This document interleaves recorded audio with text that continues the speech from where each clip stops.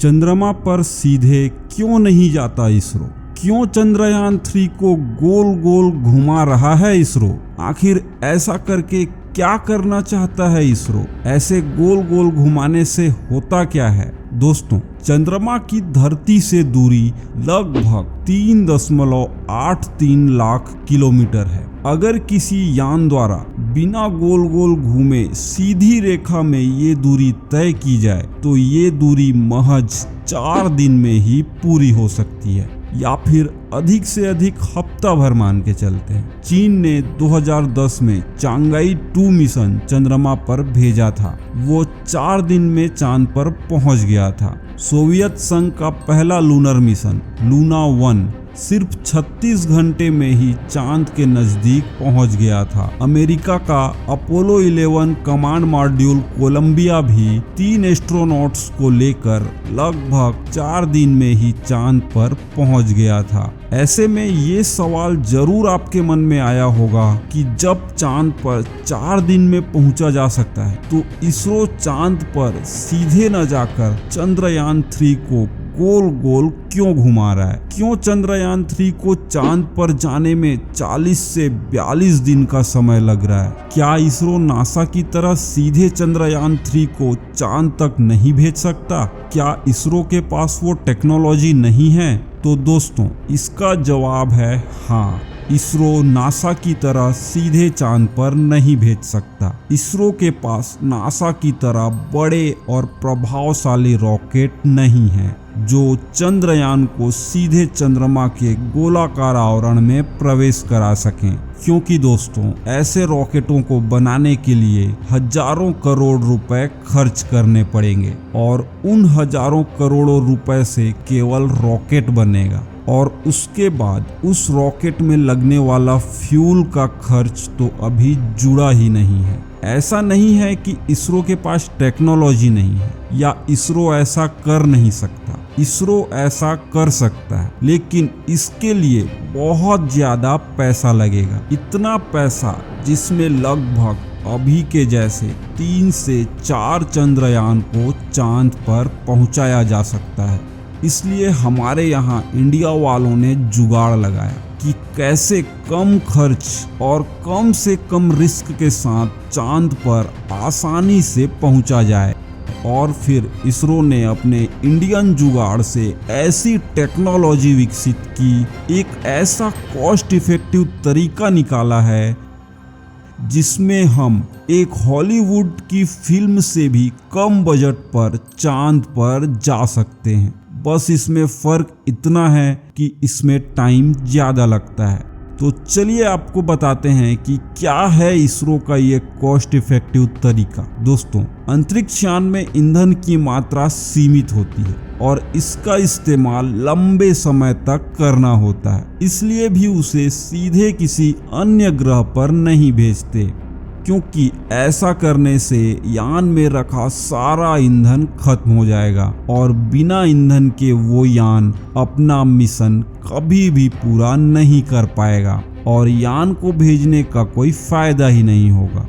इसलिए ईंधन को बचाने के लिए यान को धरती के चारों तरफ घुमाते हैं और घुमाते हुए कम ईंधन का इस्तेमाल करके यान को आगे बढ़ाया जाता है।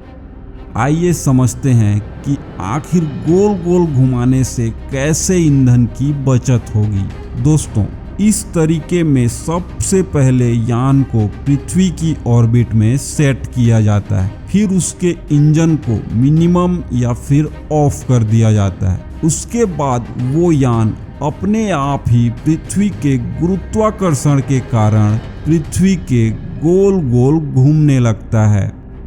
उसके बाद एक चक्कर कंप्लीट होते होते एक फायर कर यान की स्पीड को थोड़ा बढ़ा दिया जाता है और फिर से इंजन को बंद कर दिया जाता है, जिससे वो पृथ्वी की ऑर्बिट से थोड़ी और दूर चला जाता है और वापस वो उसी बढ़ी हुई स्पीड के साथ पृथ्वी की ऑर्बिट में चक्कर लगाता है पृथ्वी के गुरुत्वाकर्षण के कारण।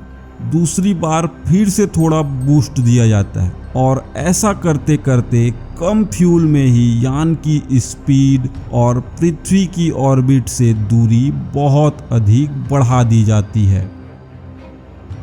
फिर उसके इंजन को एक फायर करके फाइनल बूस्ट दिया जाता है, जिससे यान पृथ्वी के ऑर्बिट से बाहर निकलकर चांद की ऑर्बिट में चला जाता है, जिसके बाद चांद के गुरुत्वाकर्षण बल के कारण यान को चांद के आउटर ऑर्बिट में सेट कर दिया जाता है।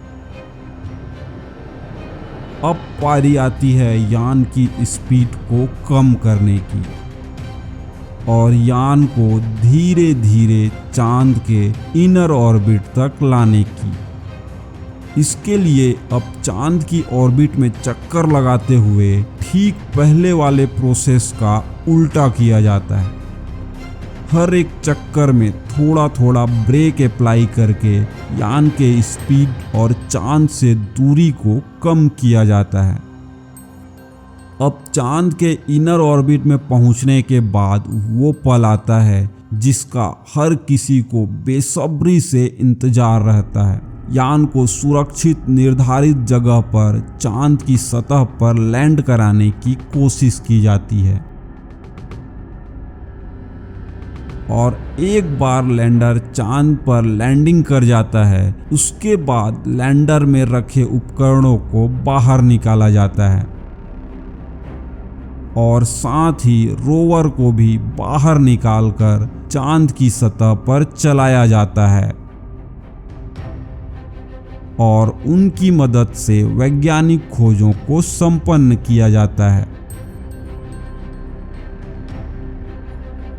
तो दोस्तों, उम्मीद है आपको पता चल गया होगा कि चंद्रयान 3 को चांद पर जाने में इतना समय क्यों लग रहा है और आप चंद्रयान 3 को मून पर उतरते हुए और उसके रोवर को चांद की सतह पर उतरकर चहलकदमी करते हुए देखने के लिए कितने एक्साइटेड हैं, हमें कमेंट में जरूर बताइए। और साथ ही साथ वीडियो अच्छी लगी तो वीडियो को लाइक कर दीजिए, इससे हमारा आप लोगों के लिए ऐसे ही वीडियोस लाने का मोटिवेशन भी बढ़ता है। और शेयर कर दीजिए इस वीडियो को फेसबुक पर, व्हाट्सएप पर, इंस्टाग्राम पर, ताकि दुनिया को भी तो पता चले कि हमारे इंडिया की जुगाड़ टेक्नोलॉजी भी अच्छों के छक्के छुड़ा सकती है।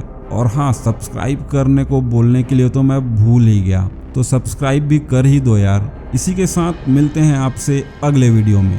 तब तक के लिए इस वीडियो में अंत तक बने रहने के लिए आपका दिल से धन्यवाद।